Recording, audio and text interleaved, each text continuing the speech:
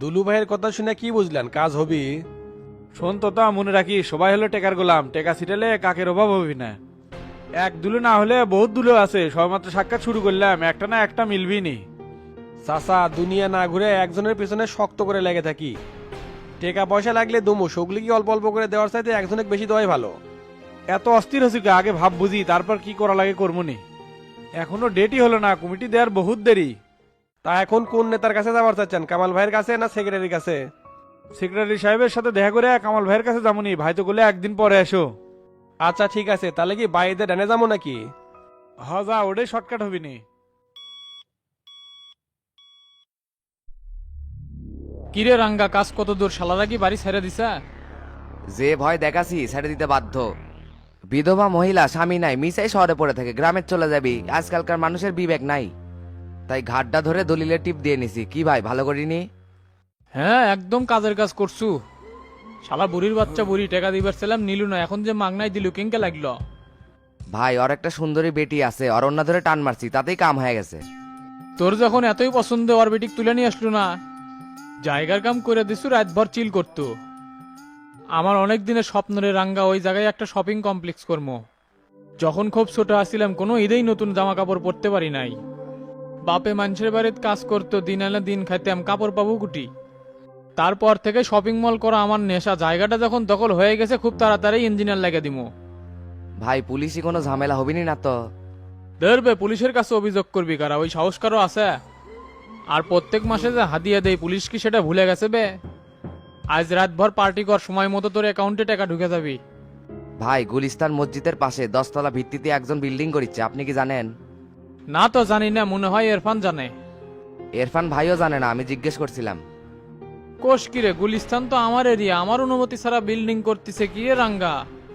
হুকুম করেন ভাই, কি করা লাগবে? শালার কাজ বন্ধ করে দে, আমার সাথে দেখা না করা পর্যন্ত একটা ইটও গাতপের দিব না। আচ্ছা ভাই, আমি এখনই ব্যবস্থা নিচ্ছি, গেলাম তাহলে। আসসালামু আলাইকুম। ওয়ালাইকুম আসসালাম।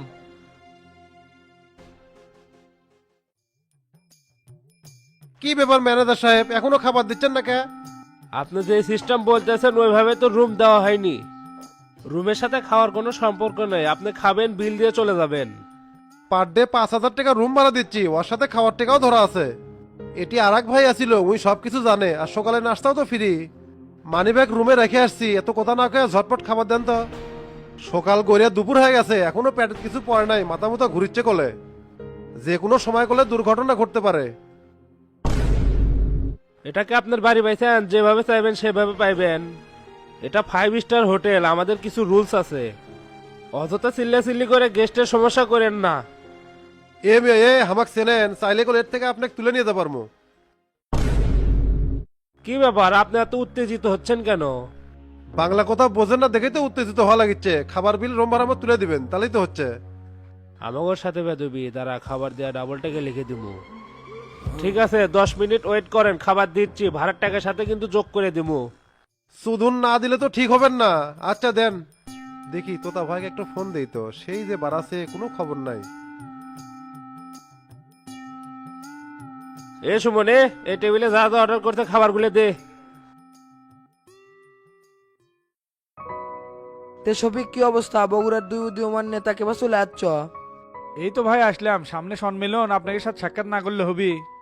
আগে যারা কমিটিতে ছিল তারা তো একবারে অযোগ্য, রাজনীতি নষ্ট করে দিছে। বগুড়ার নেতাগারে তো চরিত্র বুঝি না, সবাইকে তো ভালোই দেখা যায়, কিন্তু নেতা হওয়ার পরে যায় উল্টা। তোমাদের সবার নামেই তো ক্লেম, বলতে গেলে বহুত সময় লাগবে। আমার নামে কোনো ক্লেম নাই ভাই, আমি আরো নির্যাতনের শিকার। সামান্য বিষয় নিয়ে শামসু আমাকে ধরে নিয়েছে, চোখটা কানা করে দিছে। তারপরেও কোনো মামলা মোকদ্দমা বা নেতা কর্মীর কাছে অভিযোগ দিই নাই। এখন এলাকার তাদেরই প্রভাব বেশি, মাস্টার নাকি আবার সভাপতি ক্যান্ডিডেট। কিছুই করার নাই, মাস্টারের তো বিবেক নাই, নাই লজ্জাও নাই। আজ পর্যন্ত কোনো উপজেলাত কমিটি দিতে পারলো না, তাই আবার সভাপতি ক্যান্ডিডেট আছে। ভাই আমি কিন্তু নিড অ্যান্ড ক্লিন, আমার সাদা মনে কোনো কাদা নাই। সবাই ধোয়া তুলসী পাতা, আর আমি খালি নিম পাতা। তোমরা সবাই সততা এবং নিষ্ঠার সাথে রাজনীতি করো, এটাই আমি চাই। কিন্তু বিষয়টা হচ্ছে, আমার কাছে এসে তো কোনো লাভ নাই। বগুড়ার দায়িত্বে আছে শামসু।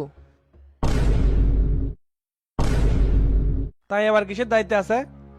এবার বগুড়ার কমিটি শামসুর নির্দেশেই হবে। ওই তো জনতা পার্টির কেউ না, ও কত বড় দায়িত্ব কে দিল? অত তো কিছু জানি না, প্রেসিডেন্টের নির্দেশ, ওই অনুযায়ী কাজ হবে। আপনাদের যদি কিছু বলার থাকে তাহলে শামসুর কাছে যা বলেন, এখানে বলে কোনো কাজ হবে না। তবে এইটুকু বলতে পারি, আজকালের মধ্যে আপনাদের সম্মেলনের তারিখ নির্ধারণ করা হবে। ভাই শামসুক দায়িত্ব দেওয়া ঠিক হয়নি, এখন এলাকা তো একতরফা হয়ে যাবি। এমপি থেকে শুরু করে মেম্বার পর্যন্ত শামসুর লোকে বসাবি। তার সাথে আমাদের কাট সম্পর্ক, প্রেসিডেন্ট সেক্রেটারি হয়তো দূরের কথা, কোনো সদস্য পদই রাখবে না। ভাই ছোট মুখে একটা কথা কই, খরচাপাতি লাগলে দেবো, তাও শামসুক ওই দায়িত্ব থেকে সরান। এই তুমি বাংলা কথা বোঝো না, একটু আগেই তো বললাম প্রেসিডেন্ট দায়িত্ব দিছে, এটি আমার কোনো হাত নাই। নেতা হতে হলে শামসুর মাধ্যমেই হতে হবে, এখানে আমার কিছু করার নাই। 64 জেলায় এভাবে ভাগ করা থাকে, প্রেসিডেন্ট কি একা সব সামলাতে পারবে? আমি যেমন নোয়াখালীর দায়িত্বে আছি, যাক ইচ্ছা তাক নেতা বানাবো, শুধু তার ভিতর আদর্শ থাকতে হবে। শোনো, মেন কথা তোমাকে বুঝাই, যারা জনতা পার্টির অরিজিনাল কর্মী তাদেরকে নেতা বানানো হবে। এখানে একতরফা কোনো বিষয় না, ছেলেটা একনিষ্ঠ কিনা সেটাই বিষয়। শামসু যে কান পরা দিছে এটা তো আর উল্টান যাবি না। চাচা কি করবেন, থাকবেন না উঠবেন? এটি থেকে আর কি করব, ওটা হোক তাহলে। হ্যাঁ হ্যাঁ, সময় নষ্ট না করে জায়গা মতো কথা বলো, সেটাই তোমাদের জন্য ভালো হবে। আচ্ছা ভাই, উঠলাম তাহলে, আসসালামু আলাইকুম। ওয়ালাইকুম আসসালাম।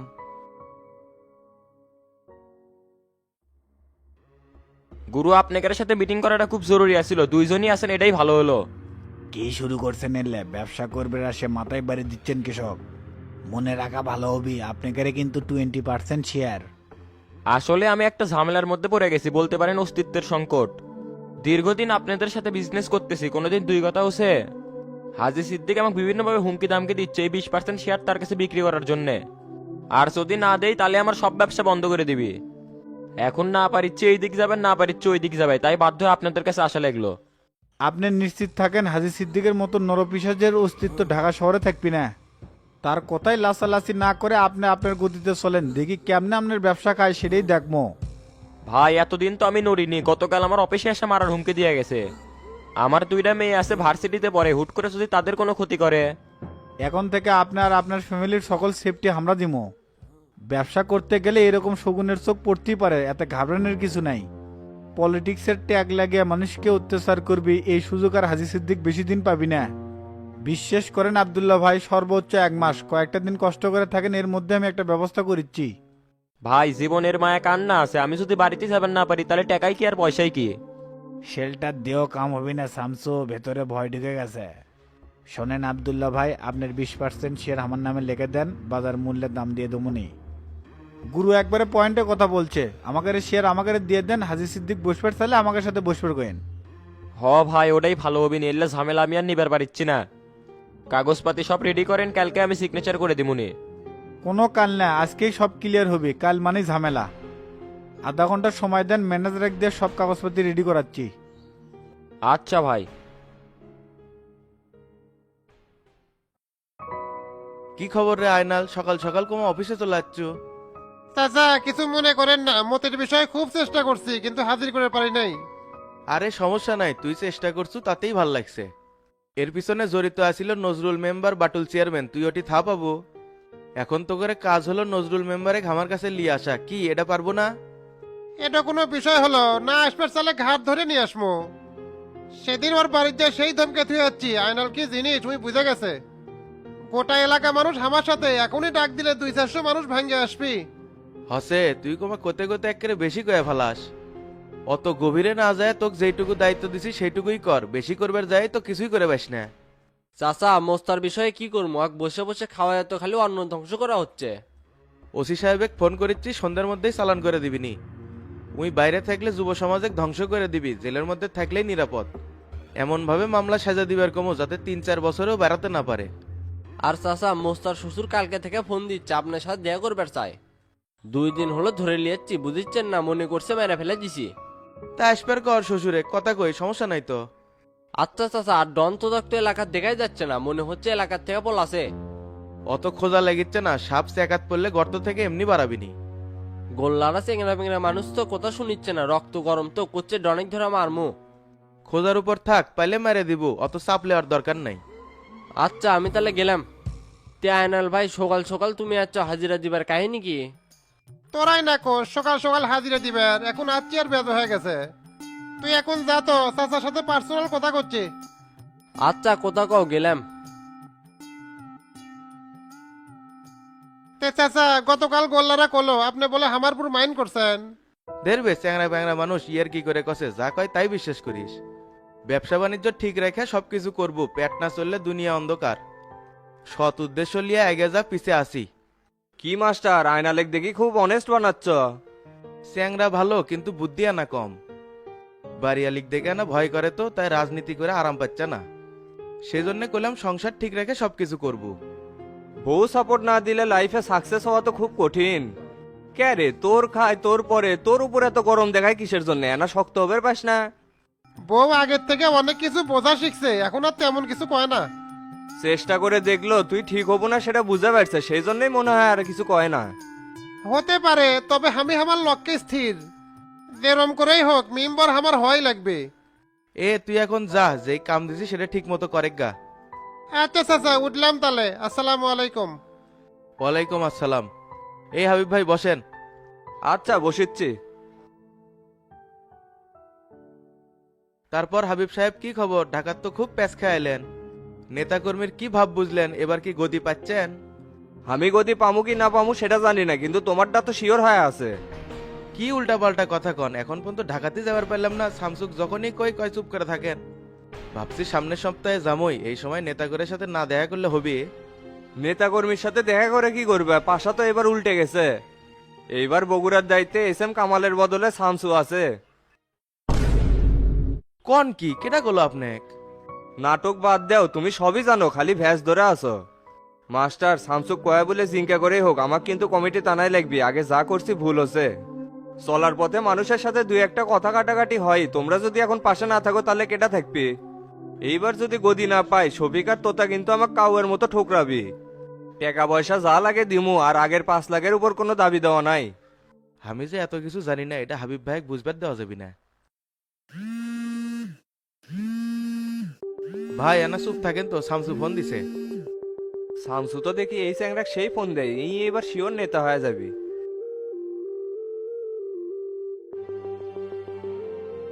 মাস্টার চাচা কোনটি আপনার?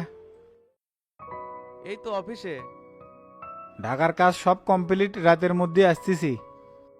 আচ্ছা ঠিক আছে, তাহলে 50-60টা মোটরসাইকেল নিয়ে 9 মাইল থেকে রিসিভ করবো নি। রিসিভ করা লাগবে না, আপনার খালি জায়গা থাকলেই হবি।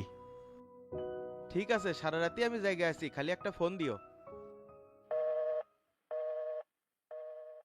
কি করছে শামসু? কি এলাকার ঢুকবে? আপনি দেখি সবই জানেন। ঢুকবি। আসার আগে শামসুর সাথে দেখা করছি, গতকালই তো আসার কথা ছিল, হয়তো কাজের চাপে আসতে পারেনি। হতে পারে। তা ভাই আমার যেন ওটা লাগবি, কাম আছে। আমার বিষয়টা না মাথায় রাখো ভাই, তুমি ছাড়া আমার কিন্তু কোনো গতি নাই। আচ্ছা দেখমনি, জান তাহলে পরে দেখা হবিনি। জিঙ্কা করেই হোক মাস্টারেক ধরে এবার নেতা হওয়া লাগবি, তাছাড়া সব রাস্তায় তো অন্ধকার দেখিচ্ছি।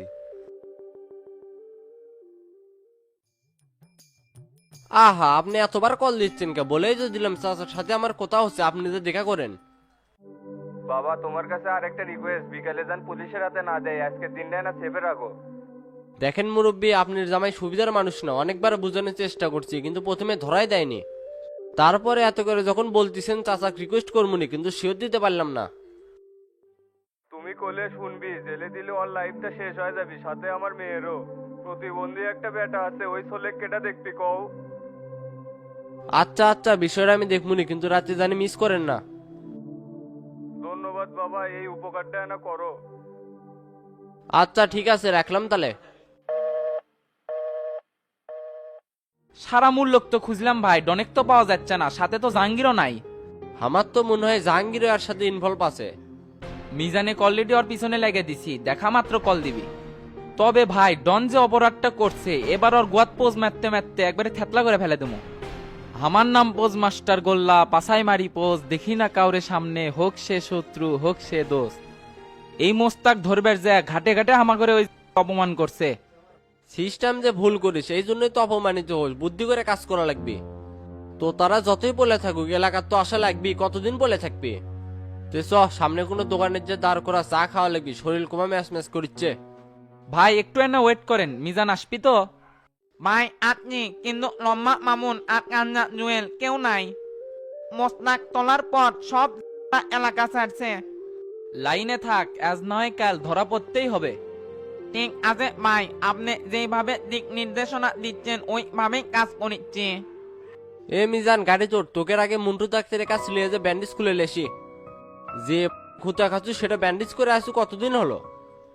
আমি no mai kulmani nai kolla mai no oi deni kon আর দেরি করা লাগবে না, গাড়ি তোর এখনই ব্যান্ডেজ খুলে লেসি, তা পরে খামুনি। acha bai ঠিক আছে।